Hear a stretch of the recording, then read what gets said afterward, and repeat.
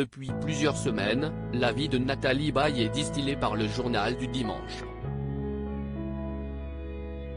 Ce dimanche 6 août, l'actrice de 74 ans continue de se confier sur sa vie professionnelle mais aussi personnelle.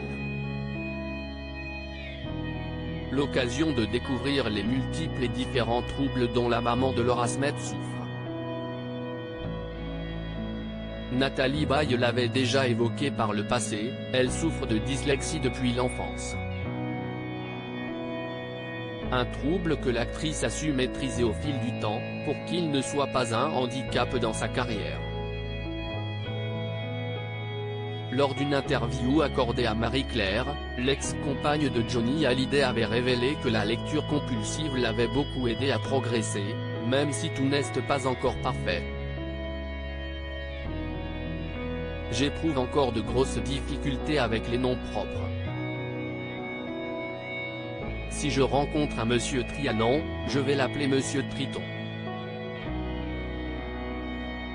En revanche, quand j'apprends mon texte ou quand je joue, il n'y a plus de problème. La dyscalculie est plus emmerdante, avait confié Nathalie Baye. En effet, la star aux 50 ans de carrière souffre également de dyscalculie, aussi appelée trouble spécifique des activités numériques. Ils sont une altération de la capacité à comprendre et à utiliser les nombres. Ils affectent les aspects procéduraux et conceptuels du calcul et du comptage ainsi que la mémorisation des faits numériques. Ce qui n'est pas sans contrainte pour Nathalie Baye, et qui peut conduire à des situations délicates. Je me suis fait avaler ma carte bleue récemment, parce que j'ai confondu mon code bancaire avec celui de mon immeuble. À part celle de ma fille, je ne me souviens d'aucune date d'anniversaire, même pas de la mienne. On me l'a souhaité un jour par SMS et je ne savais pas de quoi on me parlait, avait-elle par exemple raconté à Marie-Claire. Dyslexie, dyscalculie. Mais pas que à ces deux troubles dont souffre Nathalie Baye s'en ajoute un dernier, et pas des moindres, qu'elle a hérité de son père, la claustrophobie.